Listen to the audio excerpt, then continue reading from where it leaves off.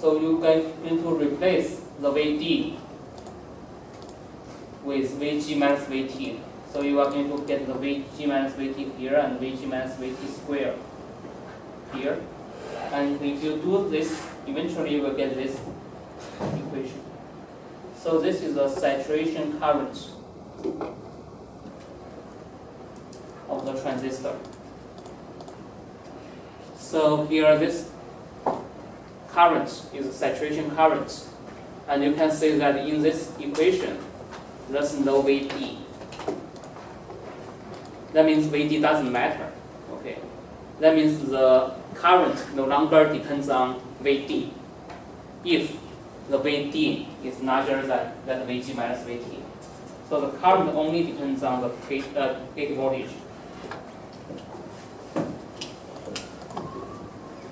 So just be careful here, you have a half there. It's W over 2L.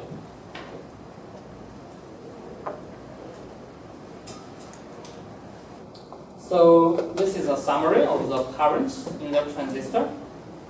So if the gate voltage is smaller than the threshold voltage, we call this cutoff region. Because here you haven't got the inversion, so there's almost no free carrier in the depletion region. So that even you have the drain voltage, the current is almost zero. And then the second one is called the linear region. And we will talk about why it's called the linear region next. And for this one, you need to make the channel inversion. So the gate voltage needs to be larger than threshold voltage. But the Vg minus Vt needs to be larger than Vd. So if you satisfy this condition, then you will use this equation here to calculate the current. But if the Vd is very large, you will enter the saturation region. Then you can simplify the current using this equation. Let's make this more clear in this summary.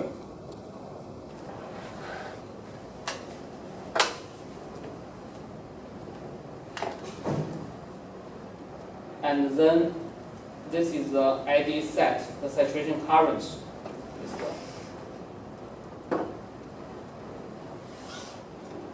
Okay, so this is the so-called square law model for the MOSFET. This is the very, let's say, to the first order model. Later we are going to make some modification to the model to quantify some second order effects. But the first order effect is captured in these equations. And this applies to the non-channel transistor. What is non-channel? Non-channel means L is kind of long. Okay, the channel length L. For example, non is like hundreds of nanometer to 1 micrometer. So then this model is accurate.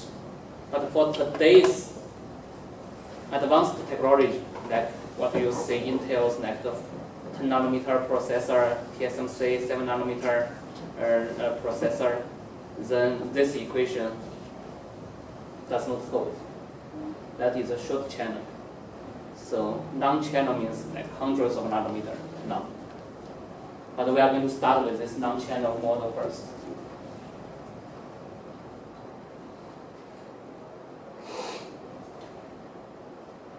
Any questions?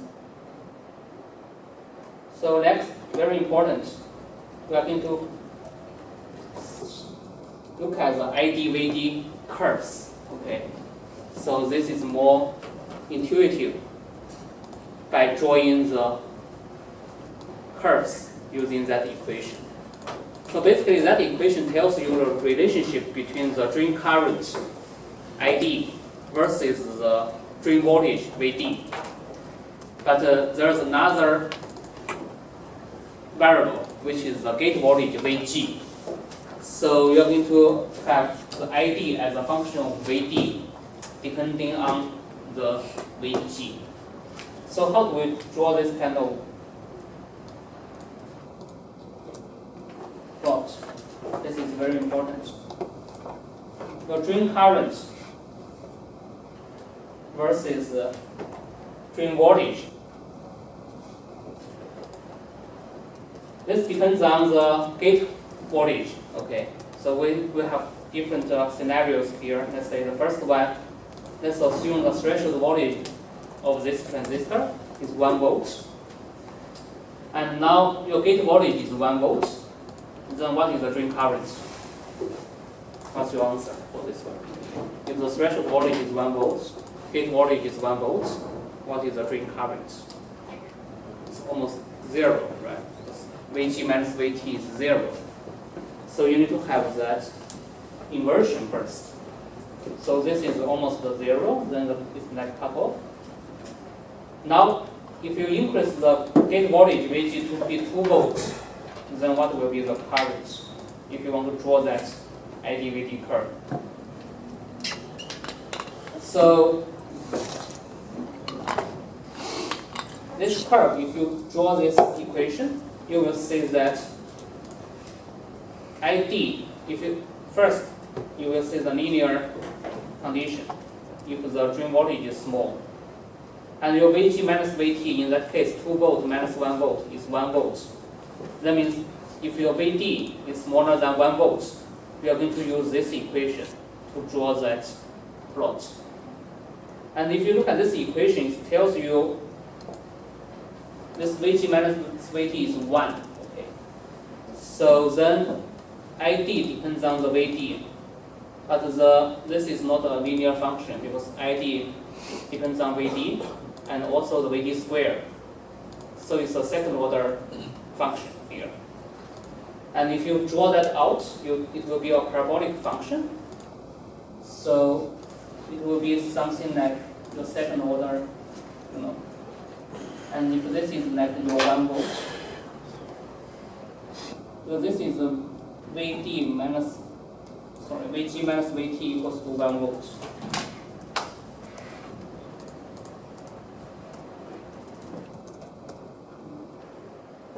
So if Vd is smaller than this 1 volt, you will have that linear relationship. Linear region, and then you have that parabolic function like this. And then after that, if the Vd is larger than this 1 volt, you are going to enter the saturation. So once you enter the saturation, the ID will not depend on the Vd. That means no matter what is your Vd here, then it will be saturated like this. It's a flat. So this is the IDVD curve for this second condition here. Similarly, you can do the third condition where the gate voltage becomes 3 volts. Now you determine that transition point from this linear region to the saturation region. So where is that transition point? So you need to still get Vg minus Vt. Now it's 3 volt minus 1 volt. It's 2 volt. So that means it's 2 volt is somewhere here. If this is 2 volts. So that means if the Vt is below that 2 volts, you will have this kind of second order function. And after that, if Vt is larger than this 2 volts, you will get a flat curve.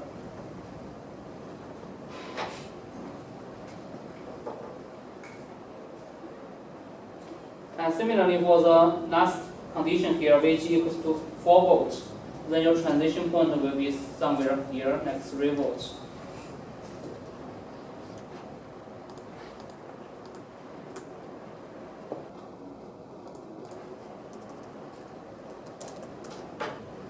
And this is your Vt set point.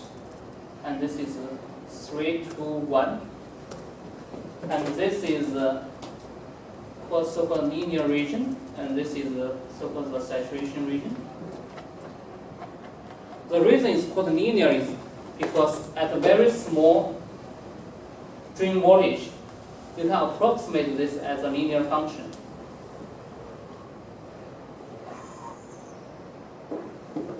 ID versus VD is kind of linear when VD very small. So it's like linear.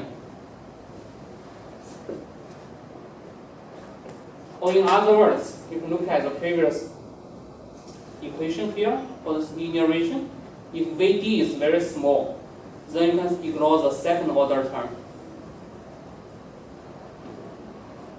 You know, when the number is very small, the first order actually is more important than the second order, because let's say a small number less than 1, right? 0.5, right?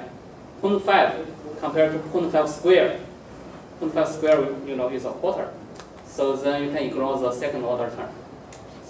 So if you ignore the second order term, you see the ID is just linearly dependent on VD. So that's why this is called the linear region. So in other words, we just take the slope here. It's a linear function. Or sometimes people call this not linear, call it trial region. So if you think about the whole range here, you have some curvature, and then people call it a trial region. So it's the same thing. Sometimes people call it linear region, sometimes people call it trial region, but we are talking about the same range here. So any questions? So this is the drain current versus the voltage, and we call this kind of curve as a transfer curve. Oh, sorry, not transfer curve. This is output curve. Output curve. Okay, next we're going to show another curve. That is ID versus VG at different VDS. Okay, so this is different than this one. This ID versus VD at different VGS, but now it's ID versus VG at different VDS. The reason is that because the ID is a function of both. Is a function of both VG and VD.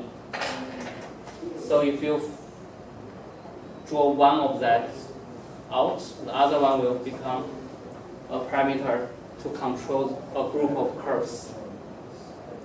So here, how do we draw this one? Still is ID, but it's a gate voltage VG at different VDS.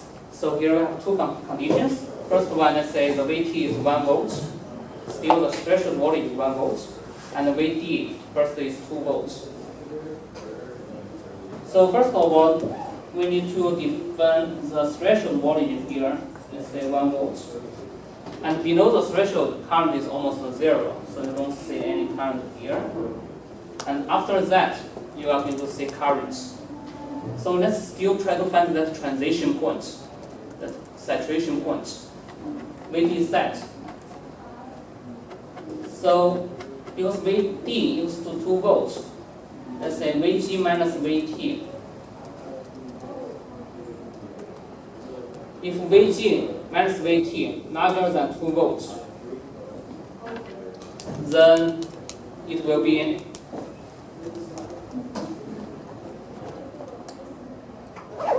linear region. If VG minus VT smaller than 2 volts, then it will be saturation region. Because your drain voltage is 2 volts. This is your drain voltage VD.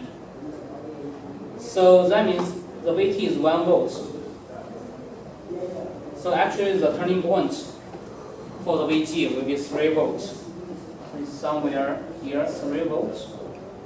And it's somewhere here. So you will see this kind of curve. And this is your turning point here, transition. This is 3 volts.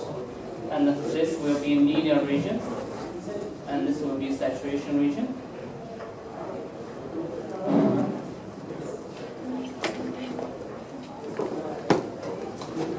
And the second condition is that here the VT is 1 volt, the VT is 3 volts. You can use the same approach.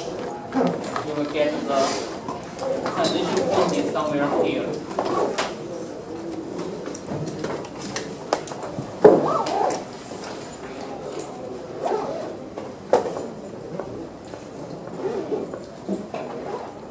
So this is the final summary of this IDVT curve. Alright, so any questions before we end?